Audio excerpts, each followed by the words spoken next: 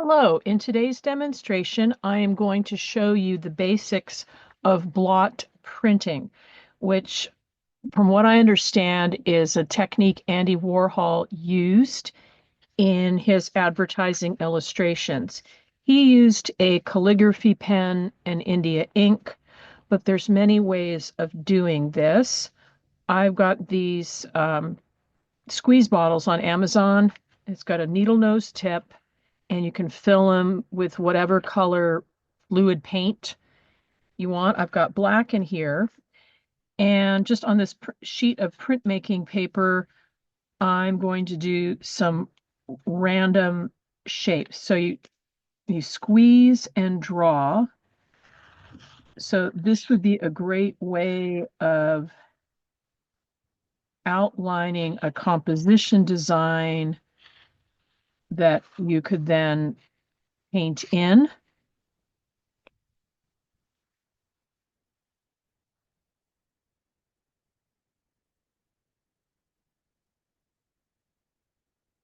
So outline this.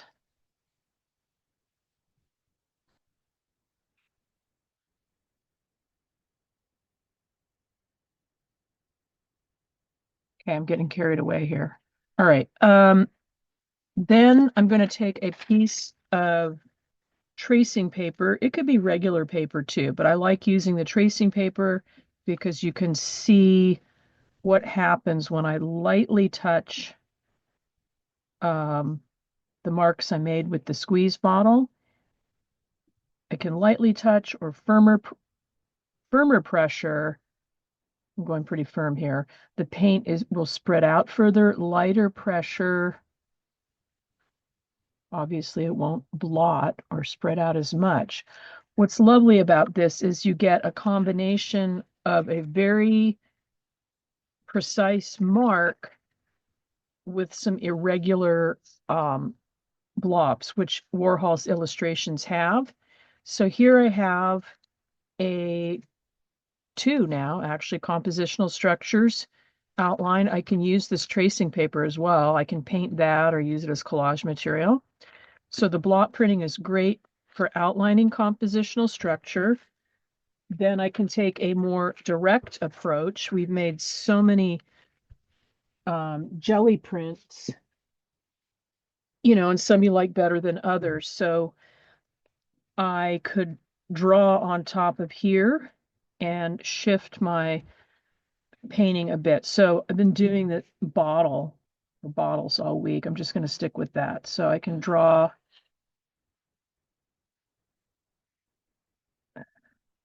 directly on here.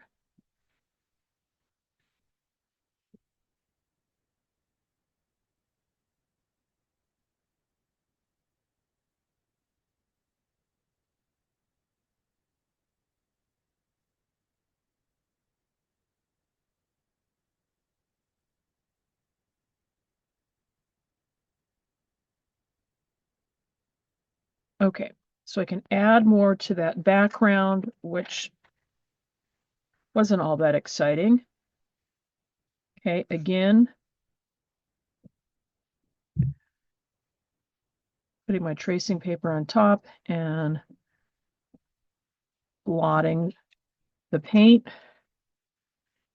Okay, again, I get two pieces. I can do something with that later. And then I've added to this jelly print. And then where I would go next, I could either paint in the surrounding background or I could paint in the bottles. I'm just going to quickly put some paint in the surrounding negative space so you can see what I'm talking about. And I'll just squeeze directly on to my print.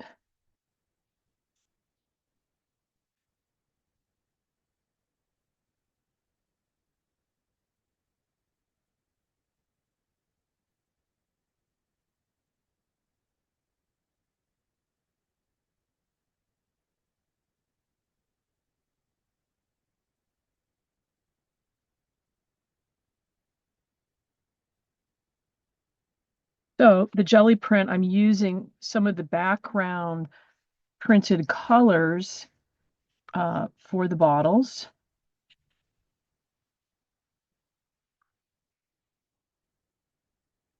And transforming that print into something that's a little bit more exciting. Okay, I think you get the general idea there. There's definitely more I could add.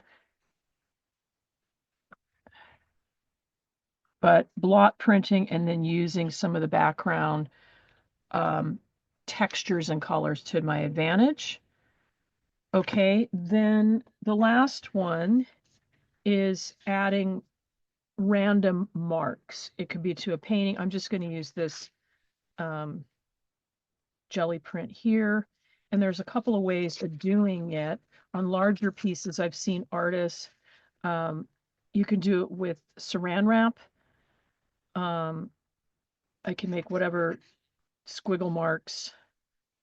I'm going to do it on the tracing paper, but I've seen artists, like I said, do it with saran wrap.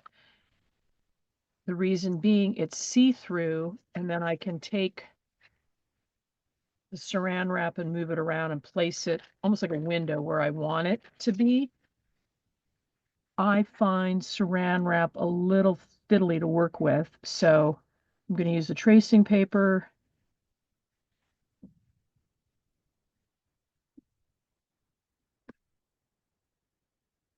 Okay, so, and then sometimes there's enough paint that I can repeat print those blot marks. They're not showing up quite as well. Maybe if I put my paint on thicker. I'm going to try one more. I'm going to go thicker. I'm going to put a spiral in here somewhere and see if I can repeat it.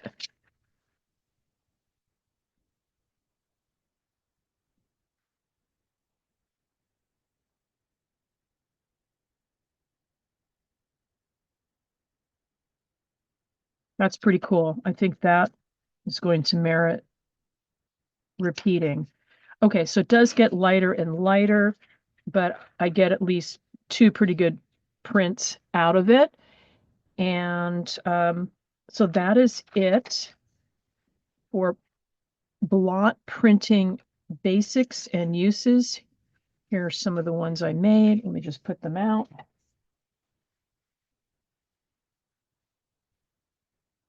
And blot print away. Super satisfying. Okay.